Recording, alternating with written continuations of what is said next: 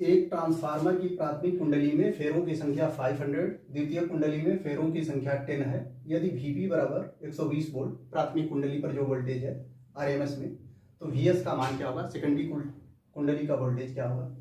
यदि द्वितीय कुंडली में 15 ओम प्रतिरोध हो तो प्राथमिक व द्वितीय कुंडली में धारा के मान ज्ञात कीजिए। आपको दिया जो है ट्रांसफार्मर है, ट्रांसफार्मर की प्राथमिक कुंडली में फेरों की संख्या 500 दिया है, यानी NP आपका 500 दिया है। NS सेकेंडरी में दिया है, ये 10 दिया है। इसका अर्थ हो कि ये स्टेप डाउन ट्रांसफार्मर है। आपको Vp दिया है 120 वोल्ट, आपको निकालना क्या है, Vs, ये फाइंड आउट करना है।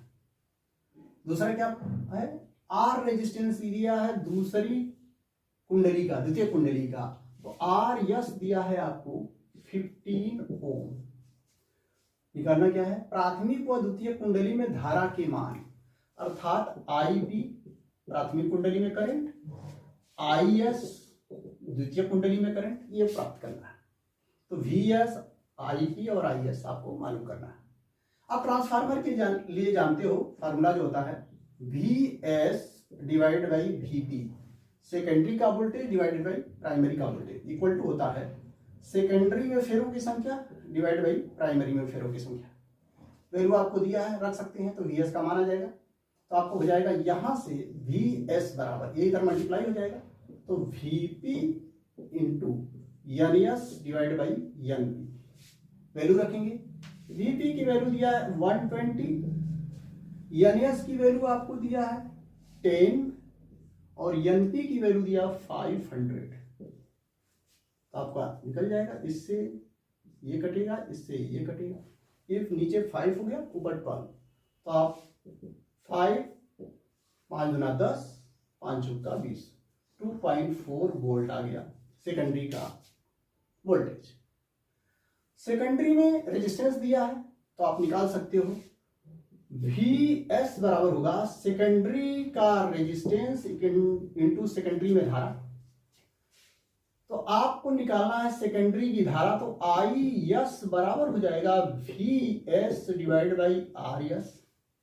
VS की वैल्यू आपको मिल गई 2.4 और RS की वैल्यू दिया है 15। भाग देंगे तो आ जाएगा 0.15 कम 15 और 15 9 24, 15 छक्का 90, तो 0.16 एम्पियर, ये आपका सेकेंडरी में धारा आ गई। अब प्राइमरी में करंट कितनी होगी, तो आप जानते हो जब ट्रांसफार्मर में पावर लॉस नहीं होता, आदर्श अगर ट्रांसफार्मर है तो पावर लॉस नहीं होता, जो प्राइमरी में पावर होता है वही सेकेंडरी में होता है। तो पावर का जो फार्मूला होता है वो होता है, प्राइमरी के लिए हो जाएगा VP इंटू IP और सेकेंडरी के लिए वही हो जाएगा पावर का फार्मूला VS इंटू IS। ये दोनों बराबर होंगे, तो आप लिखोगे VS इंटू IS बराबर VP इंटू IP। VS की वैल्यू आपको दिया है, कितना दिया है, जो आपने अभी भी निकाला, VS आपने निकाला 2.4, IS आपने निकाला